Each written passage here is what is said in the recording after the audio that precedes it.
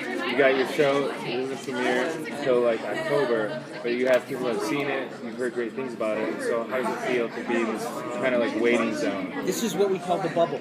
This is that moment where, you know, the Comic-Con crowd is there, and people have seen it, but you haven't actually been on the air, and so we're writing, and so you're kind of writing the line for a while, because, you know, by the time we're actually, I think it's November 4th, I believe is our air date, at least at this point. You know, we're going to be, you know, in production on probably around episode like 8 or 9 or 10 even, so you just kind of gotta run with it and sort of trust your instincts on the show, and by the time the air date hits. Are you ever worried that like when the show airs that people will like latch on to things that you didn't think about and then you weren't able to write it in? You're like, oh, I didn't know they liked it when Carl said this. Yes. How do you combat that? Do you try to like? You try to look for them yourselves. I mean, it's really important whenever you're making a program to put yourself in the shoes of the audience, is to really look at the show like the viewer, because you can get very lost in sort of like the things that you're creating, all the stuff that you set up. But I think a big part of television is responding to opportunities, because what you'll see, and again, the audience sees these too, you'll see things when I cut things together, or chemistry between two actors that you really didn't imagine, or a character or an actor just taking a take on a scene in a slightly different way than you imagined it, and it opens up a world of possibilities. I mean, like, Joel and I have really thought very carefully about where the season is going and what the characters are, what the character arcs are, but it's, you have to be receptive to that unexpected little moment that can lead to so many good places. It happens all the time. What was the attraction for the concept of this story? To me, or to, yeah.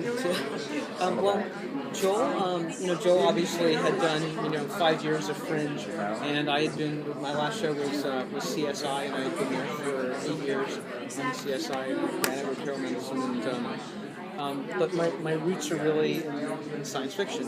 My first show was Star Trek, I did The Outer Limits, I did Farscape, and I love this world. And so after 8 years of doing real crime drama, I really wanted to move back into genre, and I met with Joel, and we really hit it off, and he really wanted somebody who knew procedural crime solving as well, and so it was actually just a great marriage, and I thought the pilot was pretty awesome, and I loved the chemistry between Carl and Michael, and it was just a really, Joel and I got along incredibly well. We have very similar backgrounds in many ways, and so it's been a lot of fun.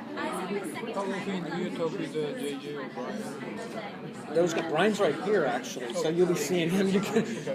Those guys are incredibly present. I mean, it's like, look, Joel created the pilot with the team of Bad Robot, and those guys are very, very involved in it. It's like, we got script notes from JJ today on episode 2, so believe me, we'll be handling those tomorrow because we start shooting Tuesday.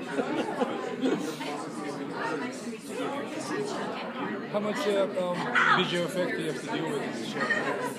A lot. I mean, it's this is a very visual effects intensive show. I mean, you've seen the pilot. We really believe, and what we're aiming to do is deliver that level of world every week. And there are so many nice touches in the pilot, like John Kennick's, Carl's character, hands Mackenzie Troop, Rudy, the robotics expert, a little sheet of paper, and then it just kind of like, it's actually a display. It's actually a computer vision that sort of changes. And it's like, that's a visual effect. I mean, but it's seamless and it's hidden in the world, so that it's things like that that actually help you buy into the reality of what you're creating, a future that's, maybe say 25, 30 years down the road. And that's really important because it's those little touches that sell it. We have holographic crime scene tape around the crime scene. When you go through it, you see it actually registers the police identification. And so, I mean, it's like that kind of stuff, it goes a long way. But it definitely puts a lot of stress on the visual effects side of things. We have time for one more question. Okay, so the pilot's really great.